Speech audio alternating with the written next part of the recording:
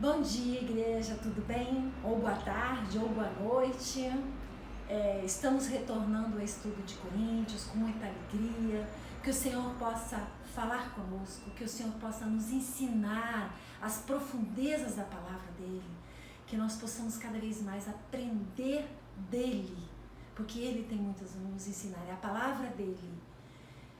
Hoje estudaremos o capítulo 9, dos versos 1 ao 23, que primeiramente fala do apostolado de Paulo, porque havia ainda um questionamento sobre dele ser ou não apóstolo, né, como os demais, e também sobre o suporte financeiro da igreja, porque Paulo não recebia esse suporte financeiro da igreja de Corinto, então ele esclarece por que teria esse direito de receber. E posteriormente ele também fala por que ele abriu mão disso, por uma causa muito maior, por amor ao Evangelho. Então vamos iniciar primeiramente dos versos 1 ao 6. Será que eu não sou um homem livre? Não sou apóstolo? Não vi Jesus, nosso Senhor? Por acaso vocês não são frutos do meu trabalho no Senhor? Se não sou apóstolo para outros, certamente o sou para vocês, porque vocês são o selo do meu apostolado no Senhor. A minha defesa diante dos que me questionam é esta: será que nós não temos o direito de comer e beber? Será que não temos o direito de levar conosco uma mulher crente como esposa, como fazem os demais apóstolos, os irmãos do Senhor e Cefas? Ou será somente eu e Barnabé temos de trabalhar para viver? Aqui nós percebemos que Paulo utilizou muitas perguntas. E neste capítulo todo, ele faz 19 perguntas. Aqui os coríntios, eles estavam questionando a autenticidade do apostolado de Paulo. E Paulo fala assim, qualquer pessoa poderia questionar o apostolado dele, menos os membros da igreja de Corinto, porque a conversão deles já era prova da eficácia do apostolado de Paulo. Quais os argumentos que Paulo utilizou para defender o seu apostolado? Primeiro, certamente era apóstolo para os coríntios, pois a igreja foi gerada por meio do apóstolo. Como a gente já estudou lá em 1 Coríntios 4, que Jesus falou que ele os gerou em Cristo Jesus, pelo Evangelho. Paulo era o pai espiritual desses coríntios, né? E no verso 9b, vocês são o selo do meu apostolado no Senhor.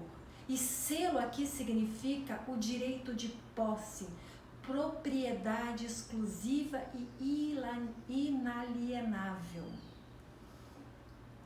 Agora, quais as qualificações que um apóstolo deveria ter?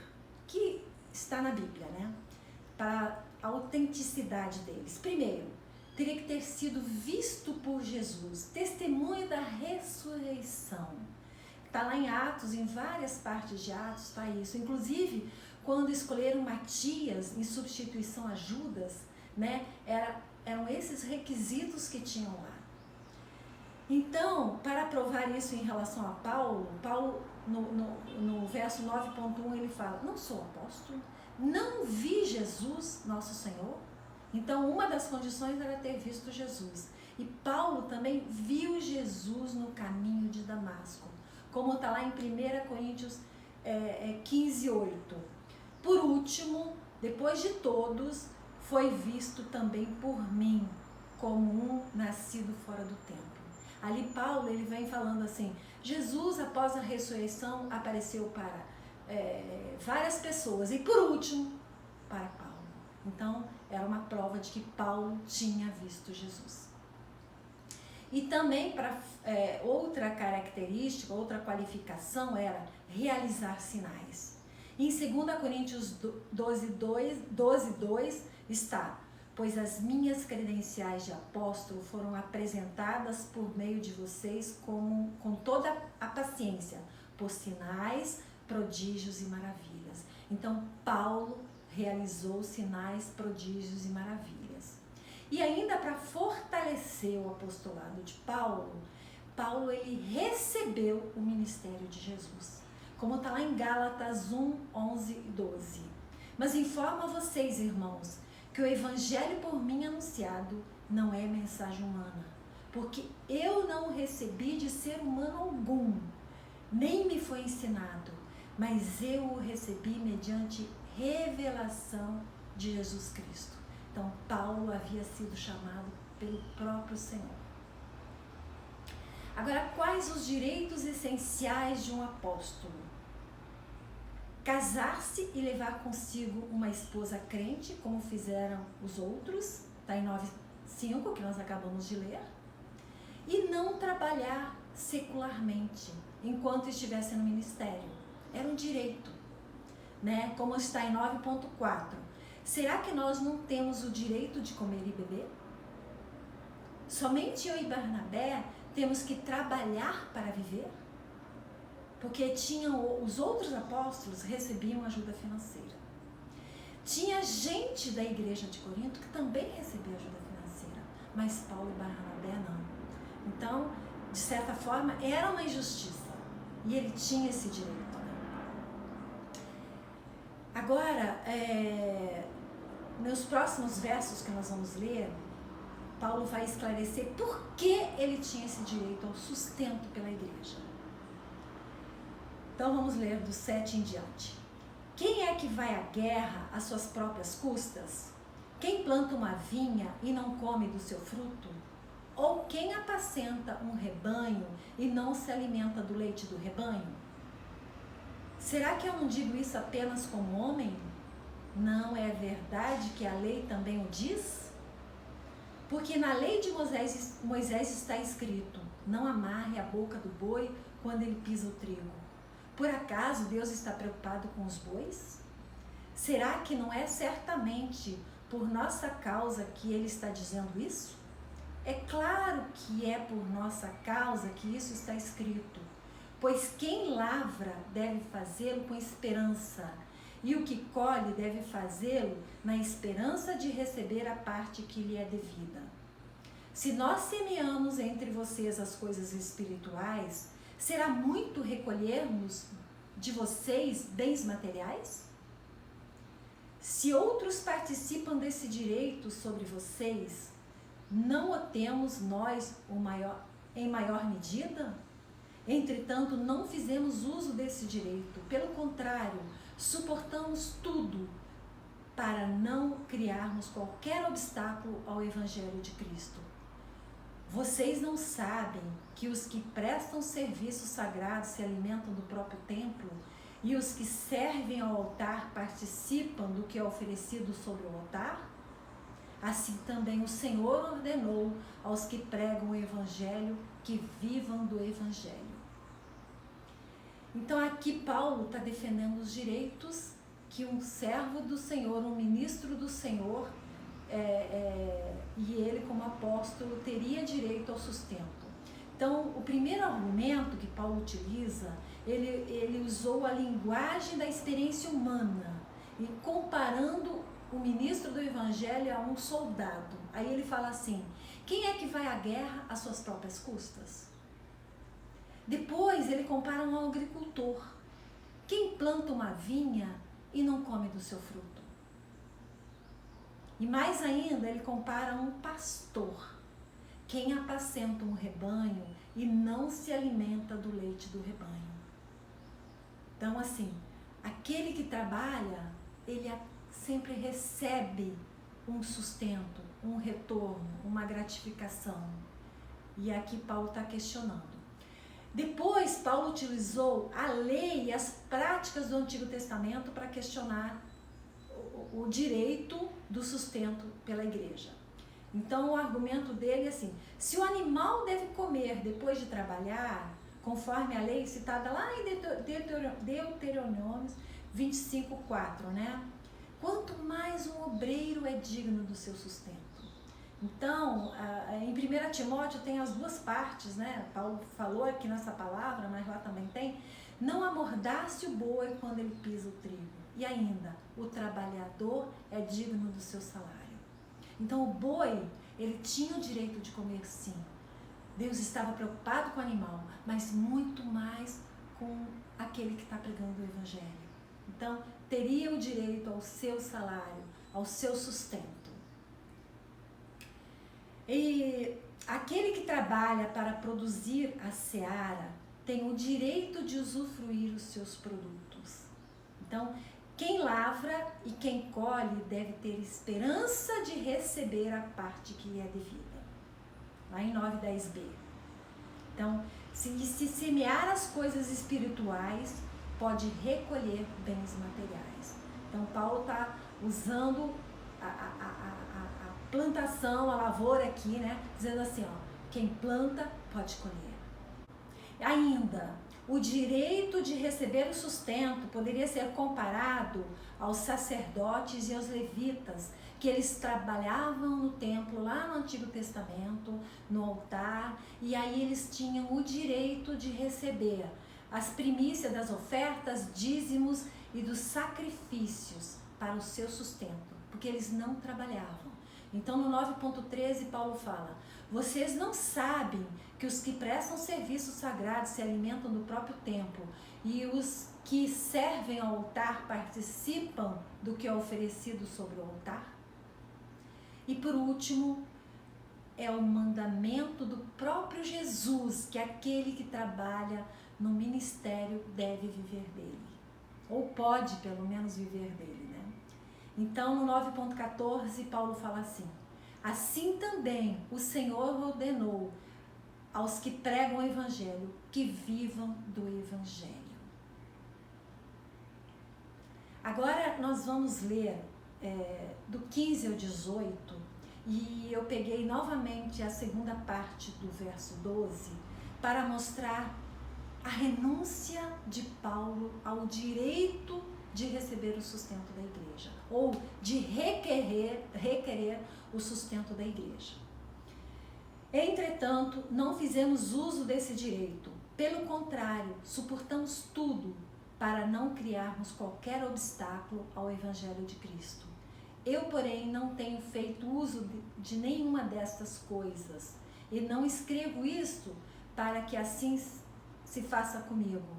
Preferiria morrer a deixar que alguém me tire essa glória. Se anuncio o Evangelho, não tenho de que me gloriar, pois sobre mim pesa essa obrigação, porque ai de mim se não pregar o Evangelho. Se eu faço de livre vontade, tenho recompensa, mas se eu faço por obrigação, é porque uma responsabilidade me foi oferecida. Nesse caso, qual é a minha recompensa?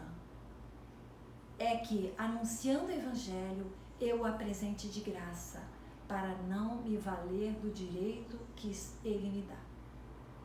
Então aqui a gente percebe bem, anunciava de graça e não se valia do direito que o Evangelho dava. Então, mesmo tendo o direito de receber o suporte financeiro da igreja, Paulo abriu mão. Por quais motivos? Quais os principais motivos? Primeiro, para não criar qualquer obstáculo ao Evangelho de Cristo. E obstáculo aqui significa um corte, uma brecha, uma fenda aberta numa estrada, no caminho, né, para impedir o avanço. Seria um obstáculo no caminho. E Paulo não queria qualquer obstáculo para o avanço do Evangelho. Paulo queria, acima de tudo, que o Evangelho avançasse, alcançar o maior número de pessoas. E Paulo não fez o uso desse direito e nem escreveu neste capítulo, né, toda a defesa ao sustento, né, com esse objetivo. Ele até fala assim: eu preferia morrer antes de fazer isso. Então Paulo, ele só esclarece: eu teria o direito, mas eu abro mão por amor ao Evangelho, por amor aos perdidos, né? Por amor aos pecadores, com o objetivo de salvar os perdidos e ganhar o maior número possível de pessoas, como está nos versos 19 a 23, que vamos ver logo depois. Então, Paulo assumiu o seu dever de anunciar o Evangelho, na comissão a ele confiada, no chamado que Cristo fez a ele, como um dispenseiro do Evangelho. Lembra que a gente estudou lá atrás? O mordomo é aquele que recebe e que entrega. Então ele estava preocupado assim: Jesus, você me deu, eu vou entregar. Eu quero alcançar o maior número de pessoas. Entendeu? Então ele fazia isso por amor. Ele não queria que o sustento financeiro fosse obstáculo. Como é importante amar a obra do Senhor acima de qualquer coisa. E nós devemos orar por aqueles que não fazem isso às vezes. Tem muitos que o objetivo maior talvez seja a fama, seja os números, seja o retorno financeiro. Às vezes, inclusive, misturam a pessoa física com a pessoa jurídica. Eu sou contadora de formação, né? Então a gente aprende muito bem. Pessoa física, pessoa jurídica são diferentes. E assim também é a igreja. É uma coisa, os recursos financeiros da igreja são da igreja, e o que é direito do mensageiro, daqueles que se dedicam exclusivamente ao ensino, é um direito de receber, mas não confundir. Então Paulo, independente de ter ou não esse direito à recompensa financeira, ele fazia a obra do Senhor. Ele queria era glorificar o nome do Senhor. E aí ele comenta, por livre vontade, porque ele sabia que a recompensa vinha do Senhor, o galardão é do Senhor, vem do Senhor. E não era por obrigação. E talvez assim, se ele buscasse o retorno financeiro, talvez ele se sentisse obrigado. Eu estou recebendo, eu tenho que entregar o serviço. Mas não, ele fazia por amor. Então o galardão dele era do Senhor, viria do Senhor, e essa certeza ele tinha no coração dele. Agora vamos ver aqui o que Paulo fez por amor aos pecadores. Dos versos 19 a 23, Paulo se fez para ganhar. Então ele adaptou a forma de pregar, a estratégia, de acordo com as pessoas que ele queria alcançar. Muitas vezes a gente pode adaptar, mas a essência do Evangelho, Paulo não mudou. A essência dele era pregar a salvação, era pregar a Cristo. E isso ele não abriu mão. Então vamos ver. Paulo se fez de escravo de todos para ganhar o maior número possível de pessoas. Ele se fez como judeu para alcançar os judeus. Ele se fez como se vivesse sob o regime da lei para alcançar os que vivem debaixo da lei. Ele se fez como se fosse sem lei para alcançar os de fora do regime da lei. E ele se fez de fraco para alcançar os fracos. Então, Paulo, ele se adaptava. Ele buscava recursos, estratégias para alcançar. E fiz-me de tudo para com todos, a fim de, por todos os modos, salvar alguns. Então, ele se deu, ele se doou, ele fez o melhor que ele podia para buscar essas pessoas. Então, muitas vezes, a gente vê até, às vezes assim, se uma empresa quer entrar em algum país, ela primeiro estuda a cultura daquele país. Para ela chegar lá e vender o produto dela, mas adaptado àquele país. E muitas vezes na hora da negociação também. Mas o produto dela é o mesmo. Então, Assim é o Evangelho. Paulo adaptou a forma de apresentar. Muitos ele se fez de fraco, fez de mais forte, de mais culto, a gente viu mais atrás, usou uma linguagem mais simples para alcançar as diversos grupos de pessoas, os diversos grupos de pessoas, as diversas etnias, muitas vezes, né? E por último, para a nossa meditação, Paulo, ele fez de tudo para com todos, a fim de por todos os modos, salvar alguns. Tudo faço por causa do Evangelho, para ser também participante dele. Então a gente viu aqui que Paulo, por amor à obra do Senhor, ele abriu mão de muitas coisas. No capítulo anterior a gente viu que se ele tivesse que abrir mão de comer carne, para sempre ele abriria mão. Ele abriu mão de cobrar o direito que ele teria de receber uma ajuda financeira. Ele abriu mão para participar do Evangelho por causa do Evangelho. E nós? O que temos feito pelo Evangelho? Estamos dispostos a abrir mão de algo para alcançar vidas? Será que nós precisamos abrir mão de alguma coisa? Às vezes o nosso tempo. Às vezes, assim, um pouquinho mais. Você abre mão de alguma coisa para dedicar um pouquinho mais, para conhecer a palavra, para dar um telefonema, para demonstrar nosso amor pelas pessoas. E qual a nossa motivação quando fazemos as coisas do Senhor? É para a glória do Senhor? É para edificar vidas? É para alcançar vidas? Vamos orar. Senhor, te agradecemos, Pai, por esse estudo. Senhor, que você venha nos moldar, que você venha sempre nos mostrar qual a sua vontade para nós. Senhor, que nós possamos, Pai, cumprir o seu propósito, Pai, com amor, com dedicação, independente de qualquer retorno, de qualquer diferença que possa fazer para nós, Pai. Senhor, que nós façamos motivados pelo Evangelho, que nós possamos, Pai, ter o amor no coração para alcançar o maior número de vidas, Pai. Senhor, coloca cada vez mais esse amor no coração, Pai. Que a nossa dedicação seja por amor, Pai, a Ti, Pai. Senhor, e obrigada, Deus, por tudo que tens feito, Pai. E sabemos que muito ainda há de fazer no nosso meio, Pai. É o que te pedimos, Pai, e te agradecemos. Em nome de Jesus. Amém.